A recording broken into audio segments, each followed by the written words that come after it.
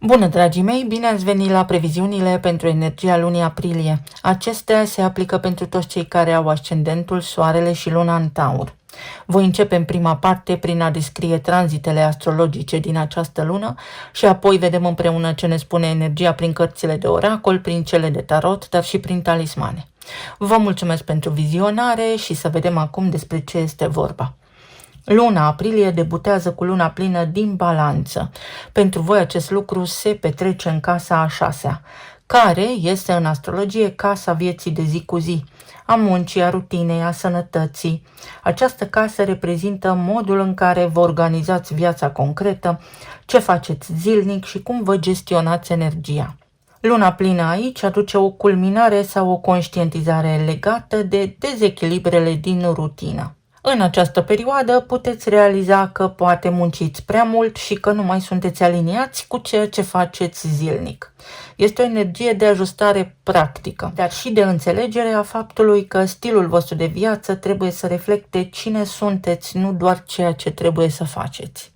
De asemenea, este o lună plină care formează o opoziție cu casa a 12-a, ceea ce creează o tensiune între viața vizibilă și procesele voastre interioare. Practic, ceea ce faceți zilnic nu mai poate ignora ceea ce simțiți sau procesați în interior. Este și un moment în care corpul, munca și mintea vă arată că aveți nevoie de schimbare. Atenție la sănătate, aveți nevoie de un echilibru, aveți nevoie de odihnă și de spațiu personal. Apoi, intrarea planetei Marte în semnul său de domiciliu în Berbec activează pentru voi casa a 12-a, una dintre cele mai subtile și complexe case astrologice. Casa a 12-a guvernează subconștientul, tiparele ascunse, trecutul, retragerea, procesele de închidere. Marte aici nu acționează direct în exterior, mai degrabă creează mișcare în interior. Poate apărea neliniște, agitație sau dorința de a vă retrage, de izolare. În unele cazuri s-ar putea să simțiți nevoia să vă odihniți mai mult, iar dacă doriți să acționați, este bine să o faceți în tăcere, să știți doar voi. Mercur intră și el în Berbec, tot aici în casa a 12-a și formează o conjuncție cu Marte, dar și cu Saturn și cu Neptun. Voi veți avea un puternic accent pe această casă a 12-a, un stelium care nu este deloc de ignorat. Energia dintre Mercur și Marte aduce activitate mentală intensă pe zona subconștientă. Gândurile pot deveni repetitive, introspective, uneori confuze, iar alteori extrem de revelatoare. Este o perioadă în care puteți înțelege foarte multe lucruri despre voi sau foarte multe lucruri pe care nu le-ați conștientizat până acum. În același timp, Mercur are un dialog interesant, benefic și cu Jupiter din Rac, care este în casa a 3-a, fapt care ajută la integrarea acestor conștientizări prin comunicare, prin scris sau prin conversații care te ajută să procesezi ceea ce trebuie procesat, să scoți în lumină ceea ce trebuie scos în lumină. Apoi avem luna nouă din Berbec, tot pe casa a 12-a, iată și Chiron este aici inclusiv, iar acest moment este unul foarte, foarte important, diferit de alte luni noi, tocmai pentru că, în acest sens, această lună nouă inițiază o închidere conștientă de ciclu. Casa a 12-a este locul unde lucrurile se finalizează, înainte de a începe un ciclu nou în casa 1. Această lună nouă marchează sfârșitul unui capitol interior și poate fi vorba despre eliberarea unei frici, a unui atașament, a unei identități vechi. În același timp, această lună nouă formează un aspect favorabil cu Pluton din Vărsător pentru voi în casa a 10-a, ceea ce înseamnă că transformările au un impact direct asupra direcției voastre profesionale, asupra imaginii voastre în lume, că ceva se schimbă la voi sau ceva vă influențează modul în care sunteți percepuți. Poate fi o inițiativă de a vă schimba profesia, de reconversie profesională. Energia se schimbă când soarele și începe tranzitul prin Taur pe casa 1, este semnul vostru și asta vă va ajuta mult. Casa 1 reprezintă identitatea, corpul fizic, direcția personală, înfățișarea. După o perioadă de retragere și procesare, începeți să deveniți mai vizibil. Este momentul renașterii personale. Soarele va aduce stabilitate, claritate și dorința de a vă afirma într-un mod autentic. Soarele formează un aspect favorabil și el, cu Pluton din Vărsător pe casa a 10-a, aspect extrem de puternic pentru transformare personală, cu impact public sau profesional. Este o combinație între stabilitate și putere profundă. Ceea ce construiți acum poate avea efect pe termen lung sau poate în unele cazuri a venit vremea să vă retrageți dintr-un anume domeniu de activitate pentru a vă apuca de altceva. Zeița iubirii Venus își începe tranzitul prin Gemeni în casa a doua, casa banilor, a valorii personale și a resurselor, a stimei de sine. Și Venus aduce aici oportunități financiare, dar și o reevaluare a valorilor voastre. În același timp, va face și aspect favorabil cu Pluton din Vărsător, ceea ce poate aduce relații sau situații financiare intense, dar și transformatoare. Poate în acest moment vă dați seama dacă locul vostru de muncă este tot una cu vocația voastră în această viață și aveți un moment prielnic să corectați în cazul în care vă doriți asta. De departe, cel mai important tranzit din această lună este faptul că Uranus își începe tranzitul prin Gemeni, un tranzit generațional, tot în casa a doua, iar asta pentru voi va fi extrem de important pentru următorii 7-8 ani. Uranus aduce schimbare, aduce și imprevizibil și inovație. În casa a doua el începe să descrie complet modul în care vă câștigați banii, de acum înainte, și modul în care vă valorizați. Uranus formează și el un aspect favorabil cu Saturn din Berbec, care este în casa a 12-a. Sigur că primește influență și de la celelalte planete, de la Neptun, de la Mercur și de la Marte.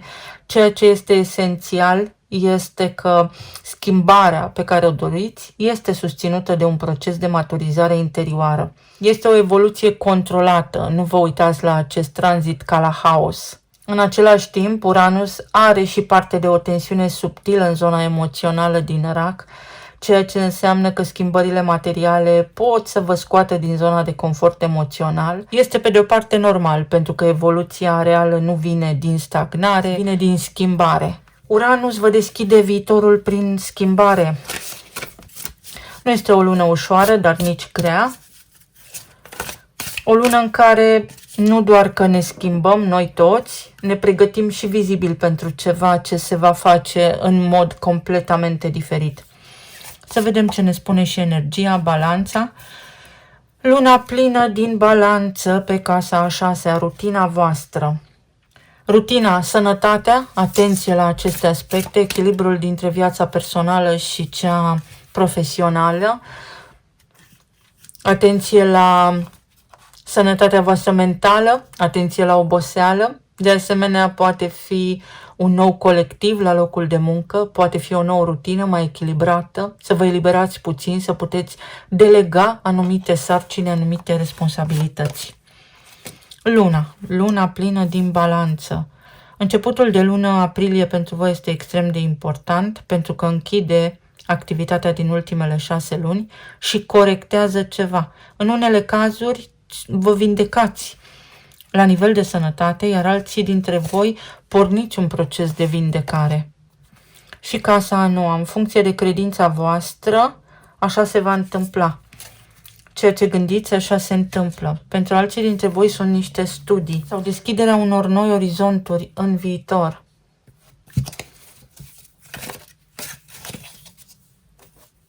Să știți că luna plină din balanță vă va pune în fața unui fapt împlinit, astfel încât voi să conștientizați ce merită cu adevărat și ce nu.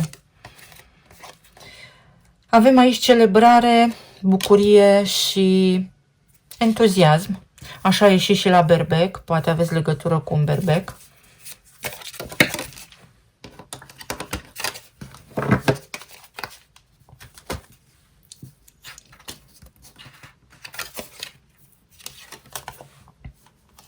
Întoarcerea la lucruri simple și planuri care nu au avut succes. Pe semne că această casă a 6-a va fi clar, această lună plină de fapt din balanță va fi clar. Una dintre temele principale ale acestei luni, sănătatea, rutina, corpul fizic. Foarte important să aveți grijă de voi. Dacă vreți să aveți și alte oportunități de business, de loc de muncă, fiecare după caz. Fără sănătate nu se poate face nimic. În unele cazuri, această lună plină spune că ar fi ideal să nu vă implicați într-o relație amoroasă la locul vostru de muncă. Acum, să vedem pe zona planului emoțional, financiar și pe zona de relații ce ne spune energia pentru luna aprilie. În zona relațiilor avem judecata, 3 de bâte și 5 de cupe. O revenire. Posibilitatea de a vă împăca cu cineva sau posibilitatea de a relua niște discuții, posibilitatea de a mai face o strategie, posibilitatea de a reintra în joc, într-o relație, într-un colectiv, într-un grup, într-o comunitate.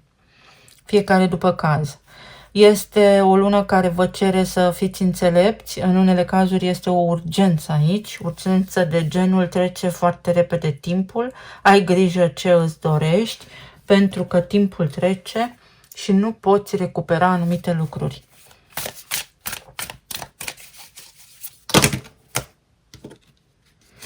Uite, asul de monede, o nouă șansă pe zona de relații sau posibilitatea de a cunoaște pe cineva,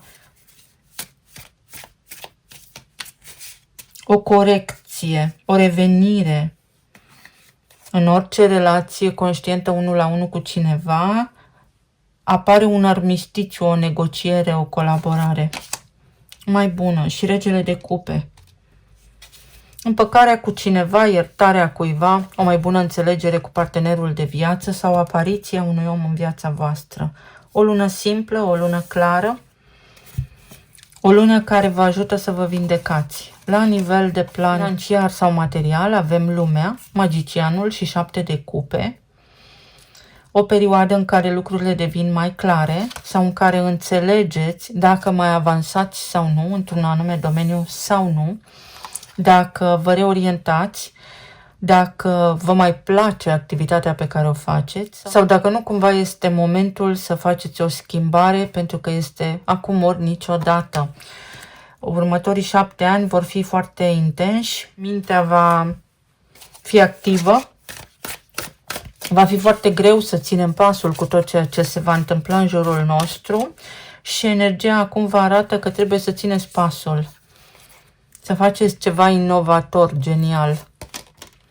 Regele de monede, nu, este cavalerul de monede. Asta înseamnă în felul următor: nevoia de a schimba traiectoria pe care sunteți, un domeniu de muncă mai stabil, mai ancorat, care nu poate fi înlocuit de nimic digital, sau poate fi vorba despre ruperea de trecut. Aici, la nivel de rutină, ruperea de trecut, schimbarea unor obiceiuri. Schimbarea unor obiceiuri poate fi inclusiv faptul că unii dintre voi puteți deveni părinți și vi se schimbă rutina, încep nopțile nedormite, știți voi, după caz. Judecata și în acest sens și 8 de cupe. Vouă vi se atrage foarte clar, foarte limpede atenția asupra faptului că devin foarte, foarte importante niște chestiuni profunde și complexe pentru voi.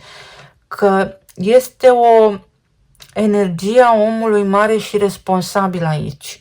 Până acum fiecare a făcut ce a vrut, nu doar voi, absolut toată lumea. Fapt care a dus la etapa în care suntem azi. Însă, nu se mai poate așa. Ni se cere concret să fim profunzi, să fim inteligenți, să fim flexibili și adaptabili, iar pentru voi, începând cu această lună aprilie, a venit vremea schimbării. Voi veți vedea despre ce este vorba, s-ar putea să implice relocare, chestiuni juridice, niște diplome, niște specializări, mai ales dacă nu sunteți în țara voastră de proveniență. Pentru unii dintre voi poate fi întoarcerea acasă sau întoarcerea la niște studii sau la ceea ce ați studiat, să profesați conform diplomelor voastre. Pe zona planului emoțional, pajul de cupe, ceva vă supără, nu prea ies lucrurile cum vă place vouă, Cavalerul de bâte, sau nu prea aveți timp de distracție, iar energia vă spune că nu sunteți suficient de relaxați și că la un moment dat vine nota de plată. Spânzuratul, care înseamnă sănătate, care înseamnă că ar trebui să fii mai echilibrat, să te ocupi mai mult și de odihnă și de corp și de sănătate, nu doar de aspectul fizic, pentru că intră soarele în taur la voi pe casa întâi, și cavalerul de bâte, un pic de frână. Asta spune această lună, a venit timpul să frânați puțin și să luați în serios aspectele importante ale vieții, fără de care nu puteți să începeți, să inițiați sau să duceți la bun sfârșit niciun plan dintre cele la care vă gândiți acum. Și asta este luna nouă din Berbec, din casa a 12. În altă ordine de idei, s-ar putea unii dintre voi să fiți într-o relație ușor superficială, în care este mai mult atracție fizică decât sentimente, sau să fie ceva ce are legătură cu imaturitatea cuiva, în unele cazuri chiar copiii, să fie nevoie să vă ocupați de copii mai mult în această lună, sau poate apare un copil în viața voastră, în cazul în care doriți să fiți părinți și să spunem că până acum nu s-a putut din cauza unor provocări medicale. Liniștiți-vă, vă întoarceți la lucruri simple, la viața voastră așa cum ar trebui să fie ea, la gânduri mai optimiste și veți vedea că în scurt timp sărbătoriți. Regina de cupe. O bucurie. Sau ar trebui să vă bucurați de ceea ce puteți face voi fără așteptări, pentru că în unele cazuri aveți niște așteptări din partea unor oameni, dar care nu se ridică la nivelul așteptărilor voastre și pentru moment este bine așa, mulțumiți-vă cu ceea ce se poate face, bucurați-vă de ceea ce aveți, pentru că se vor schimba lucrurile în viitor. Mai luăm aici o carte să vedem despre ce este vorba. Ce spune această regină de cupe? Poate fi o energie maternă sau poate fi o soră, o mătușă, o verișoară. Cartea, lucruri ascunse, mister, filosofie, cunoaștere, educație. Poate fi întoarcerea la niște studii sau punerea în practică a unor planuri de suflet. Sau poate acum puneți în balanță, în echilibru, dacă ceea ce faceți vă face doar plăcere, dar nu se întoarce la voi pe partea financiară ceea ce trebuie, s-ar putea să fie nevoie să deveniți un pic mai responsabili pentru a putea să vă susțineți în rutina voastră viața de zi cu zi. Să vedem ce ne spune și energia din talismane.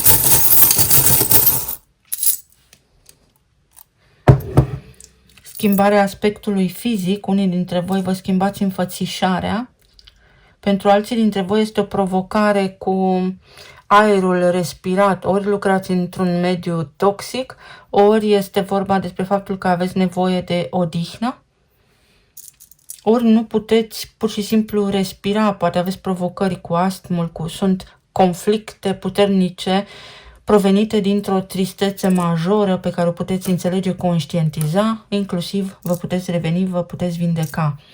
Aveți nevoie să vă adaptați puțin, din nou un indicator al relaxării, să nu vă mai concentrați atât de mult pe partea materială, ci mai degrabă să găsiți un echilibru, pentru că așa veți reuși în viitor să faceți față următorilor ani cu Uranus pe casa a doua, binecuvântări și din nou justiția. S-ar putea unii dintre voi să vă schimbați înfățișarea, să pierdeți kilograme, să vă remodelați corporal sau să prindeți mai multă încredere în voi înșivă cu ajutorul unor prieteni foarte buni. Uite, copiii sau copilul, vă dați seama din copilărie unde ați fost blocați, ce tipare ați preluat, pe ale cui ce ați moștenit, pot fi niște moșteniri sau poate veni pe lume un copil sau un nepot. Aici avem magicianul și o roată care se întoarce. Orice situație stresantă aveți acum în viața voastră, dacă aveți, se poate schimba prin puterea voastră de a decide acest lucru. Voi sunteți cei care permiteți sau spuneți stop.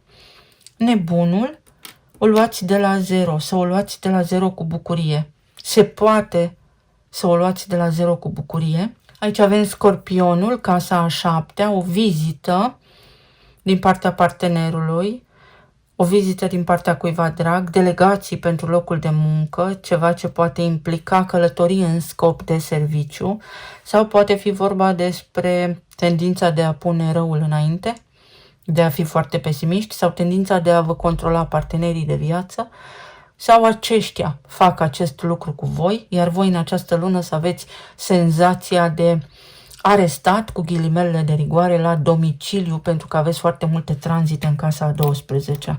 Și a venit timpul să vedeți lumea, să vă extindeți la nivel intelectual, la nivel profesional, să învățați mai multe, să vă luați niște diplome.